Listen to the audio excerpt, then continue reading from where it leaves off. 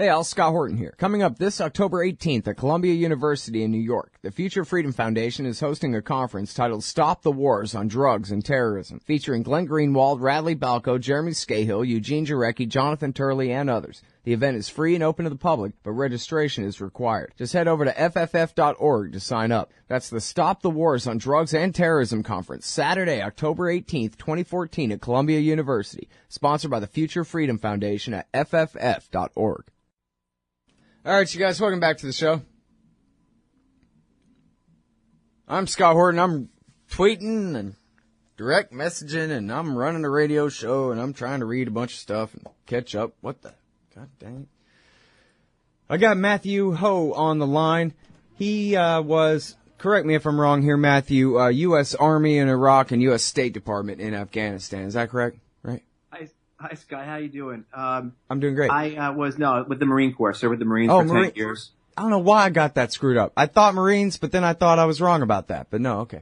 Yeah, now Marines, and then I served on State Department teams in both Iraq and in Afghanistan. Oh, okay. All right, well, we're going to start with Afghanistan today, and I don't know if we'll have time to get to the situation in the land formerly known as Iraq at all. But I guess today is the day they signed the deal to keep 10,000 troops there in Afghanistan, and this is combined with the deal that makes, or sort of takes place simultaneously with the deal that makes Ashraf Ghani the president and Abdullah the chief executive, I guess, co-president in the new situation in this John Kerry brokered deal. So I guess if you could just break it down a little further than that, help explain what you think this means for the future of the so-called, at least, government there in Afghanistan and the future of the American occupation. Sure. Well, what you had happen this past spring was fraudulence in the elections for the president of Afghanistan that was so great that this concept of a unity government had to be pursued because the top two vote getters, and again, the fraudulence was so great that we don't even know what the actual numbers in terms of turnout and votes cast are. They're not being released because no one can agree on them. And again, this goes back to the level of corruption and theft and malfeasance in this process is so great that there's not even an attempt to put down numbers on this because no one believes them. So to fix this problem, because neither Ashraf Ghani or Abdullah, the top two quote unquote vote getters in selection, refused to acknowledge the other's victory, a unity government was formed. And this is extra constitutional, not that the Afghan constitution matters for anything, but this is extra constitutional. And Ashraf Ghani, who is a former World Bank executive, is the president. And Abdullah, who lost to Hamid Karzai in 2009 when Hamid Karzai stole those elections, right? Abdullah will be the chief executive, which is sort of like a prime ministerial position, but not exactly. And I have not seen anything that clearly lays out who will be doing what in this government. And in Afghanistan, that's very important because the executive in Afghanistan has almost all the authority. All the money transfers through the executive. The executive is responsible for appointing everybody in the government, from the ministers in Kabul down to the police chiefs and the district governors. District governors are basically, say, like county commissioners. So it's a very corrupt process. It's a very opaque result. I don't know anyone who has any confidence in this other than the spokespeople for the Afghan government and for the U.S. government. And I think to clearly show what's behind all this and what motivates this, Scott, is the understanding that the way that Abdullah and Ashraf Ghani finally came to an understanding that they would share power, basically split the baby, was because the United States government, Secretary Kerry said, if you don't agree, we're taking all our money and leaving. So I think that's a good understanding of what's really motivating a lot of this. What is the underpinnings of this? The United States spent $80 billion in Afghanistan last year. This year we've asked for about $60 billion. Of that is $7 billion is for reconstruction programs. So cash that's being applied directly to Afghanistan. Mm-hmm. So I think you get a pretty good understanding that the money is the prime motivator here, and that the Afghan people will continue to be left out of any legitimate political process. And as you've seen, there's been no mention of the current insurgency. There's been no mention of resolving this civil war that's torn apart Afghanistan for almost 4 decades now. Okay, so yeah, there's a lot there. First of all, is this just a contest of who gets to shoot who in the back of the head first between Ghani and Abdullah, or does anybody think that this is actually going to be a thing, that they're going to be co-presidents like this and get along somehow? I don't see how. I mean, again, the thing that I go back to, Scott, that would make this, that keeps this together is the money. And the understanding amongst Ghani and Abdullah and their camps that the only way to keep the American cash cow, the $7 billion a year that we're providing directly to the Afghan government, basically, the only way to keep that is to put on a good face and stand in front of the crowd on a podium together and hold hands. Mm-hmm. But behind the scenes, absolutely, I think that's a good description. And certainly, if you're familiar with Afghan history, modern Afghan history, prior to the Soviet invasion in the 70s, you had lots of Afghan leaders shooting other Afghan leaders in the back of the head. Yeah. So I think all you've seen in Afghanistan is a continuation of these politics, this conflict that has been, carried forth by, real internal divisions in Afghanistan, but then also outside interference, by whether it be the Americans or the Russians or by the Indians or the Pakistanis. But certainly there's quite a lot for the Afghans to contend with. Yeah.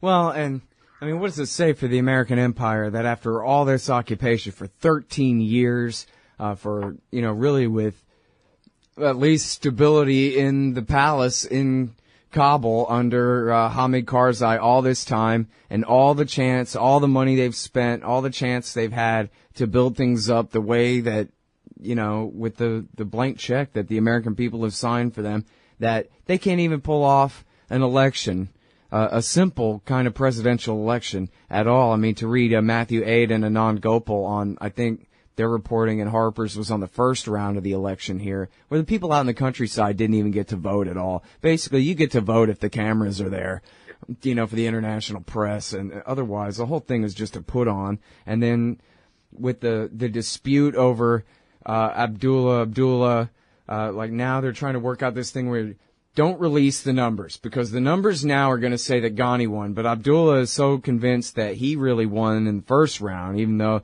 they double extra stole the second round. What are we even talking about here? This is the most ridiculous exercise in so-called democracy ever. It's like some skit from the Kids in the Hall or something. And this is what Bush and Obama have to show for 13 years of occupation and nation building. And then at the end, with their surge failed and all the rest of it down around their ankles, all they can say is, well, I guess we got to keep 10,000 troops for another 10 years, 2024, which that's the deal that Obama had actually signed with Karzai, less the details a couple years ago. And now the dang music's playing because I complained too long to get to my question. But we're going to go out to break, and then we're going to get back and talk more with Matthew Ho about the horrible catastrophe in Afghanistan. It's the Scott Horton Show. Hey, all, Scott here for Whole Food Multi-Complete at WholeFoodComplete.com. Whole Food Multi-Complete is an entire supplement program in one bottle, containing 100% RDA of vitamins and minerals, plus live probiotics, digestive enzymes, antioxidant herbs, energy nutrients, and more. It's made in America using real foods and live probiotics. No chemical synthetics. It's soy-free, gluten-free, and independently tested and verified. They're so sure you'll love it, they're taking 20% off your first order with coupon code Scott Horton. Satisfaction is guaranteed at WholeFoodComplete.com. All right, you guys, welcome back. I'm Scott Horton. Stars and Stripes says they got a new story about the new American Veterans Disabled for Life Memorial. in Washington, D.C.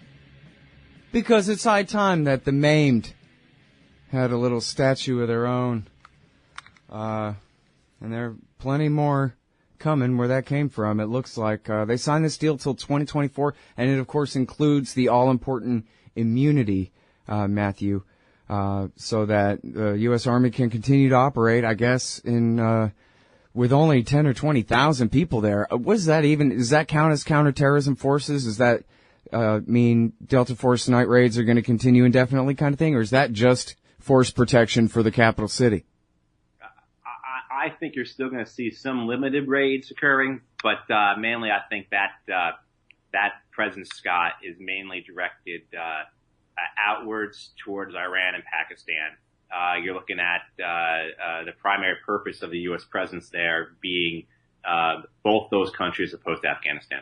So utilizing the airfields in Afghanistan to conduct reconnaissance and strike missions into both Pakistan and potentially Iran in the future. But doesn't that assume stability and American-friendly control in Afghanistan? And isn't that a pretty big assumption at this point? Right, but I don't think anyone is accusing our government of having any type of forward thinking or long-term vision or empathetic understanding of national and regional difficulties in that area. Precisely, Scott, if our presence in Afghanistan is dependent upon stability, and we want that presence so that we can fly missions into Pakistan and Iran, well, then Pakistan and Iran is going to do everything possible to ensure that Afghanistan is unstable. And so, of course, we get back to it. The Afghan people pay for the geopolitical maneuvering out of Washington, D.C., these folks in D.C. who want to play their version of risk. Mm-hmm. And you see this throughout, this inability to think logically or think 2 or 3 steps ahead. In 2009, getting back to the elections, mm-hmm. In 2009 when I was in Afghanistan, I participated in the elections, and it was magnificent how well run those elections were from a fraudulent and crooked standpoint. It was a thing of beauty how rigged those elections were. And here's the problem: is when the American government not just accepted those elections in 2009 and said, Hamid Karzai, you're our guy. We didn't accept the elections. We sent him 30,000 more troops. Well, but in that election, wasn't it that the CIA was trying to rig the thing for Abdullah and just Karzai rigged it better for himself? I've heard that. Where I was, I certainly saw how well Karzai's people rigged it and how well integrated the security forces were in it. Where I was, I went to the Afghan army base, and they just had their soldiers voting over and over again, and just all the way everything was handled, from the way the ballots were distributed to the way they were collected to the way they were shipped, just was was watertight to ensure that no one could observe and that the ballot boxes could be stuffed or counted in any way that was desired. It just seemed like the politics here were that Obama was sick and tired of Karzai and hated him and wanted to get rid of him. And the CIA even put a story in the New York Times saying that Karzai's brother is a CIA agent and a drug dealer in order to discredit him, which I thought was pretty funny. It was, I think, written by CIA staff was the byline on the damn thing.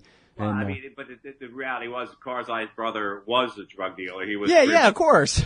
But the fact that the CIA is outing him as a CIA agent and a heroin pusher in order to discredit him so that they can replace him is, a little bit Mad Magazine for me, but okay. But, so that's the problem. We participate in these things. We sanction them. We try and have our hands behind things. We try and pull the levers so that our results come out. And that may make sense for a year or two, but now look at what's happening in Afghanistan, where you've got this, because we sanctioned fraudulent elections, agreed with them, sent more troops. One, we have no ground to stand on to criticize Iranian elections or Ukrainian elections or whatever. But the other is that now how do you walk back from a fraudulent process? How do you now say in Afghanistan, this is no good, when you've sanctioned, and further, what you've done politically in Afghanistan is by cutting out, and this is what I really saw a lot of damage was done, by allowing Karzai to keep power in '09. That disenfranchised, not the Pashtuns, because they were already disenfranchised and they were fighting with the Taliban in this insurgency, but it disenfranchised those groups that made up Karzai's coalition. And that's why you've seen an even more fractured, more disparate situation in Afghanistan, where you have these warlords over the last several years in the north and the west have just basically entrenched themselves. And so Kabul really is on its own little orbit, its own, different from the rest of the country. Yeah. So getting back to those 10,000 troops, those American troops. Yeah. Like I said, I think primarily they're going to be focused on air bases. They'll still be doing some training for Afghan security forces, but their primary focus will be missions into Iran and Pakistan, drone missions, backing those up, protecting the airfields, maintaining those aircraft, as well as then as being able to conduct strike missions, whether in Afghanistan or in Pakistan. Well, I don't know if I'm really reading you right here or not, Matthew, but it sounds to me like what you're talking about basically, and I'm not saying this is the last time they looked at it, but it doesn't sound like they've changed the plan for what to do since back before the surge, that by 2014, this is how it's going to be. And so we're going to have these outward focused bases will be left and whatever, but everything will be taken care of by then, because David Petraeus promised that by July 2011, he will bring the bloody-nosed Taliban to the table and they will agree to all of his terms, because he will have whooped them so bad for the last year and a half, in the surge. And so, everything's fine. But it sounds to me like what you're saying is that they're completely setting, the way I said, they're going to still be fighting the Taliban, or is this force protection for Kabul? And your answer was neither. There is no force protection for Kabul to prevent or other than maybe a few drone pilots or something, but no real force there to prevent the Taliban from marching straight back in. Because they're operating on a plan that was written up before the surge completely failed. Am I right about that? Am I understanding you correctly about that? That's right. And if you just want to take it to its disgusting conclusion, is read the press release the White House put out today about this agreement that we're going to keep 10,000 more troops in Afghanistan. And the glowing terms it speaks of American policy and the successes we've had in Afghanistan, and how we've brought democracy to Afghanistan, and how we've avenged 9/11 and all these things that are so the dichotomy from reality, and it really is disgusting to read that press statement, because it's so obscene in its dissonance from what is actually occurring there. And certainly you look at all the facets, all the things that are going on in Afghanistan. You look at the insurgency and more Afghan civilians have been killed this year than last year, and last year more were killed in the previous year. And so the violence keeps getting worse. The insurgency, the Taliban, is bigger and stronger. They're emboldened. They withstood our surge, and now they're in complete control of the negotiation process. They come and go as they please. The corruption is just endemic. And we have spent more money in Afghanistan on reconstruction than we spent on the Marshall Plan in Europe after World War II. In today's dollars, we spent about $100 billion on the Marshall Plan after World War II to rebuild Europe, and widely claimed as successful, and it was. In Afghanistan, we have spent already $104 billion trying to rebuild Afghanistan, and it has been a complete failure, and we're continuing to spend money. Again, we'll spend $7 billion more this year trying to rebuild Afghanistan. So just the dissonance that is between what our government is saying and I think what many of them believe and what's actually occurring in Afghanistan allows things to occur, Scott, like you said, where, hey, in 2009 we said we're going to do this, and now we're doing it, and it shows that we're winning, when the reality is that we're not winning.